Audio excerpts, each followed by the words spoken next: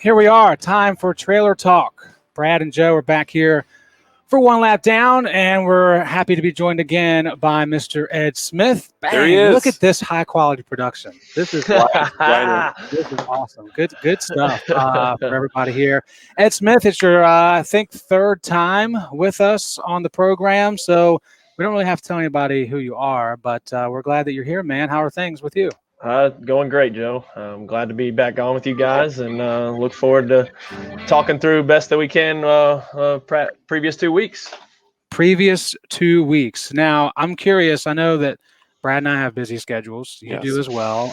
What's it been like trying to follow these races as they happen? Well, I will tell you the Daytona 500 was the hardest. I like to go to sleep, and because I need to be here in the morning, so I definitely cannot.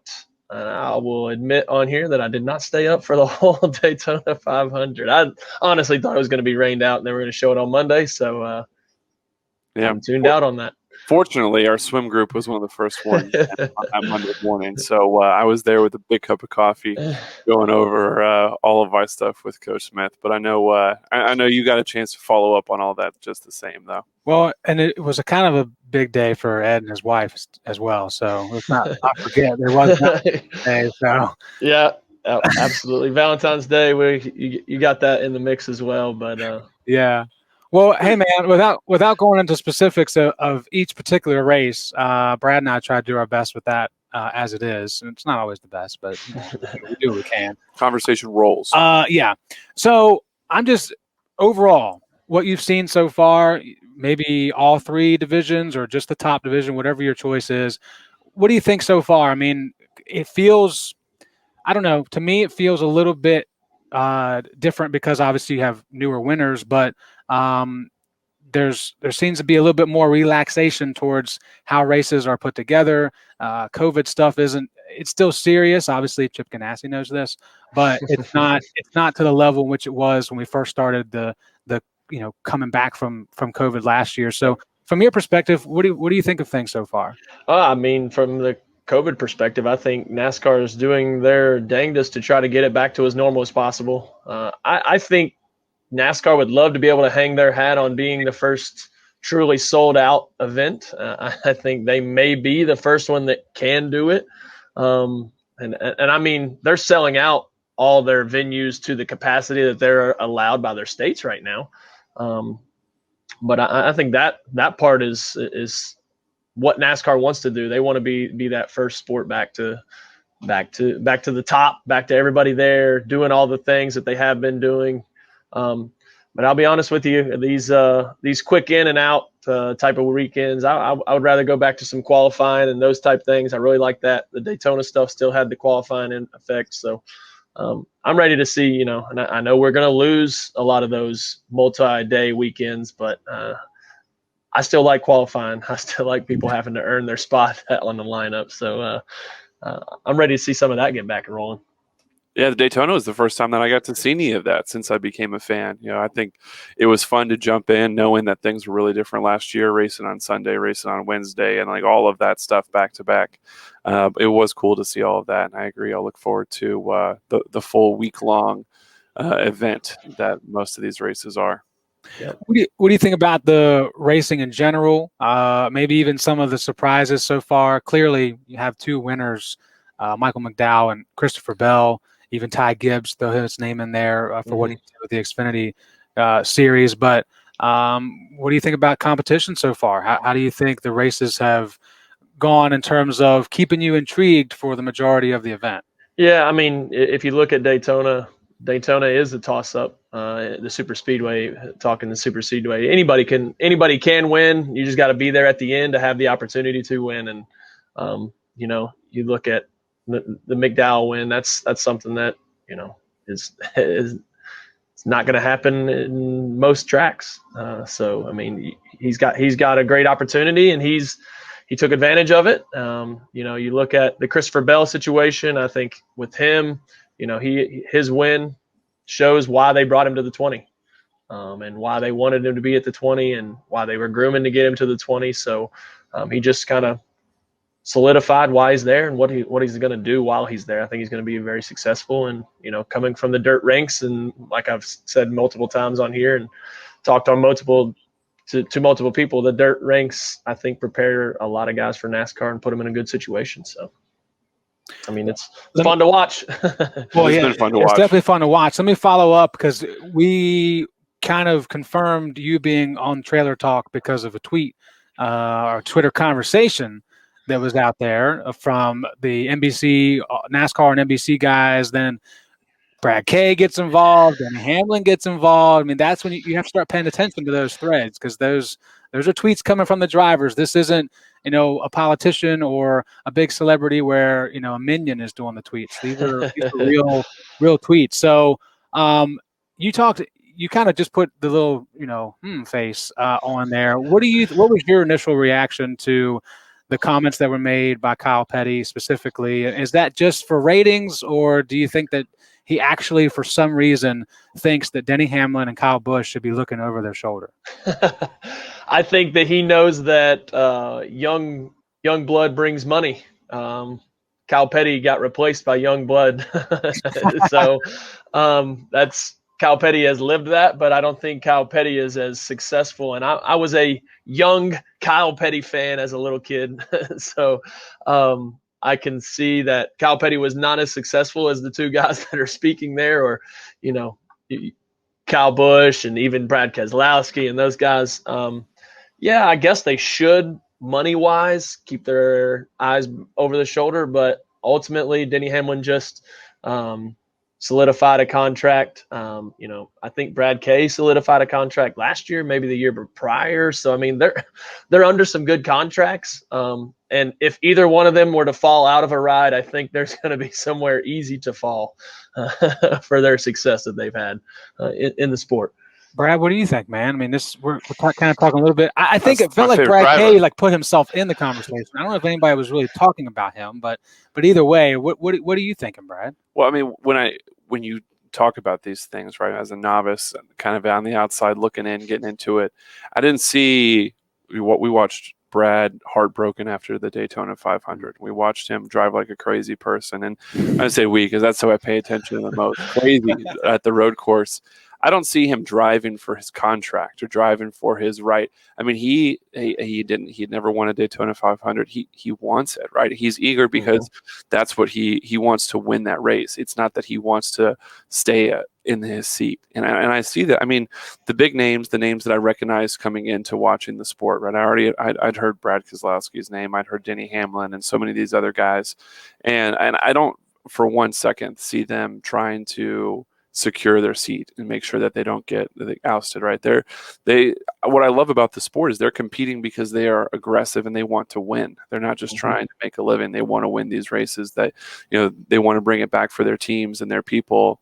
And so that's my take on it. That's the way I see it. As if anything, it's an embarrassment of riches, right? I mean, if you're Joe Gibbs and your grandson's over here winning races too, I mean, come on, man. That's forget about all this drama stuff. Like, just everyone else needs to look out. Yep.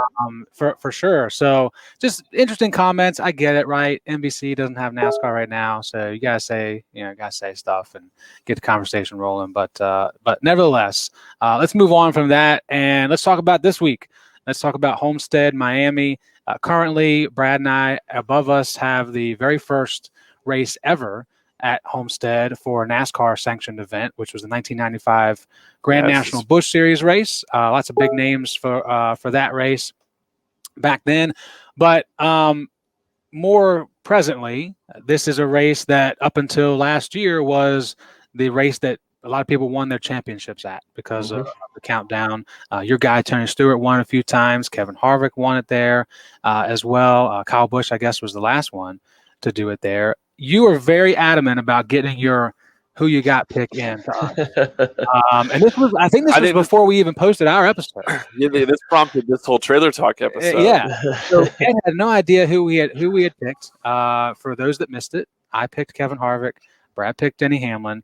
And I'm sure that Ed Smith is not going to say either one of those. Tell us, Ed, who you got this weekend and why. Well, I got I got my boy Kyle Larson. I think he brings the 5 car. He solidifies why Hendrick brought him on. Talking about Christopher Bell, and if you look at some of the statistics of Kyle Larson, one might in the initial phases read into it and say, well, he's had some bad finishes. Well, if you watch Kyle Larson at Homestead Miami Speedway, he likes to ride the wall. Well, that's his background in dirt. Ride the wall. Let the wall be the cushion, and sometimes the wall bites back.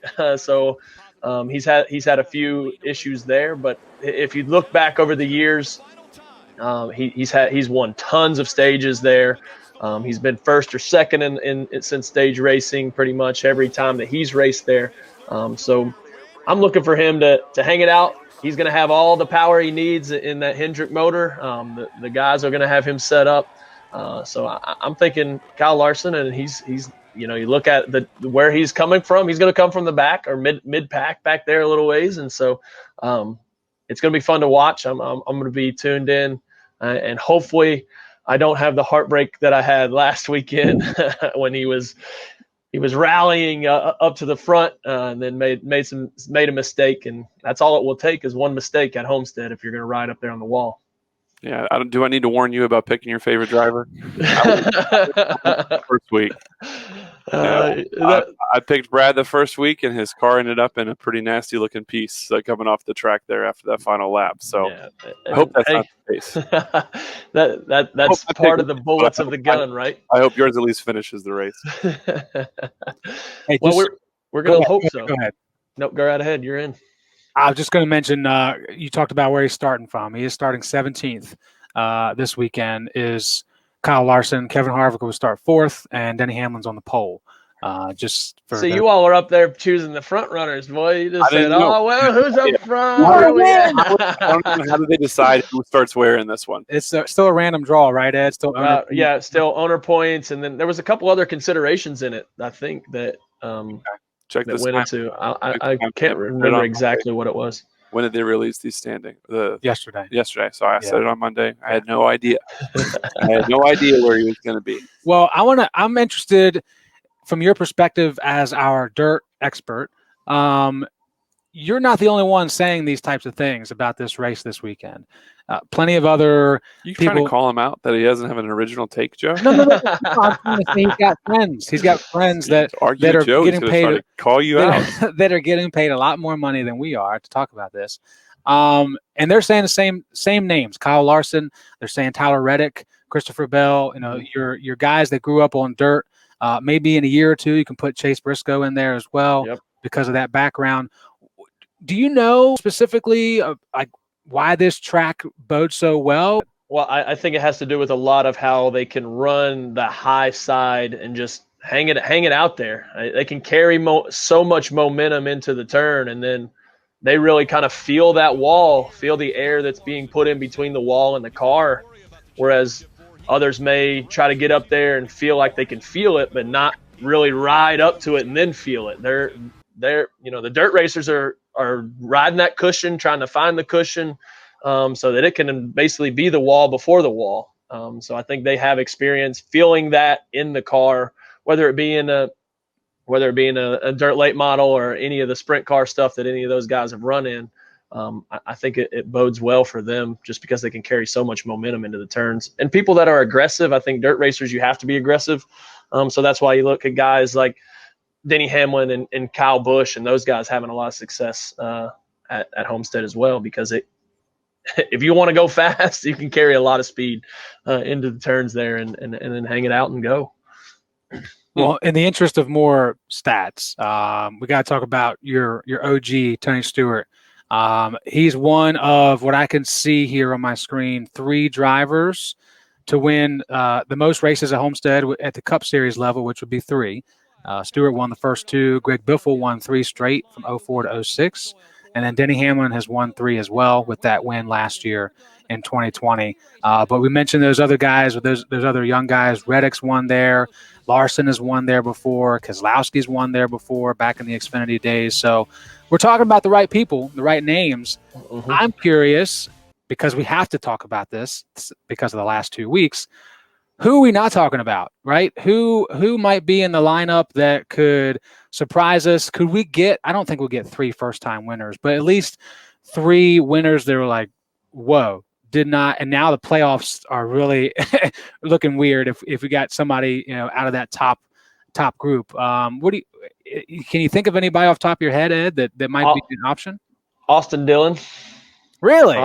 Austin Dillon. He has some dirt background as well. Again, I'm going back to what he's been in dirt, so I think being able to feel that. But I think Austin Dillon. I mean, if Tyler Reddick has the car, I can only assume that Austin Dillon will be set up in a similar situation. You look at maybe Ryan Newman. People that are just racers and can go out and grit it. I don't want to mean this mean towards Austin Dillon. I wouldn't consider him just a full out racer, but I think he might be someone that you look at that may pull off a little bit of a sneak attack. Mm-hmm.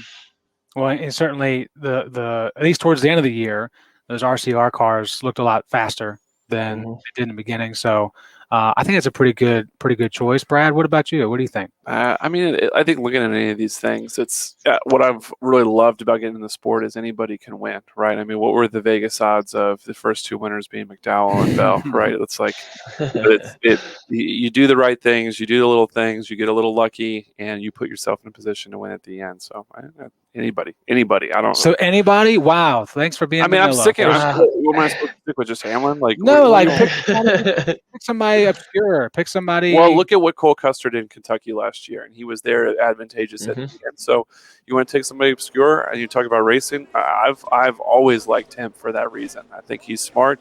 I think that you not necessarily driving for his ride or for his career, but still with a lot to prove. So. There you go. There's my. I think that's a good more obscure pick. I like him, and he has won there before as an Xfinity driver. Boom. See, I didn't even know that. Just get a feel for these things. I'm going to go with a more popular name, just not somebody that's in victory lane all the time. I think Amarola's luck could come together. I think he's in there like 12th, 14th starting position. Obviously, he's got a good car with the Stewart-Haas car that he has. So he just keeps getting in the wrong spot at the wrong time. So if I had to pick somebody that would be somewhat of a surprise, even though he has won before, I'm going with the Mr. Bacon car. I think that's Mr. Bacon. There you go. We always love Bacon. Little Smithfield. Yeah, baby. Yeah. Absolutely. It's worth the extra money. All right. Well, I mean, that's pretty much what we had lined up to talk about here awesome. on Trailer Talk. Ed, thank you so much for hopping on. We all got busy schedules. I know you probably have another group coming in a few minutes to get swole and chocolate milk as well. I think you guys have that back now, right? Yep. Chocolate milk. Good little bit of nutrition station rolling. So we're back rolling almost to full capacity down here. We're lucky to do it. Real big hit. Yeah. And really random thing. I'm glad this TV was on. Do you guys, either one of you, remember Red Dog?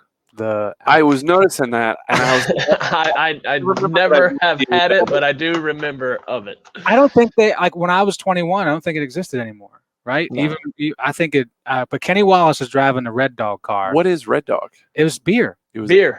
I don't know. Yeah, it was beer. Yeah. They got the French's team up there right now. I want the mustard car to come back. If it comes back, I don't care who drives it. They're my new favorite.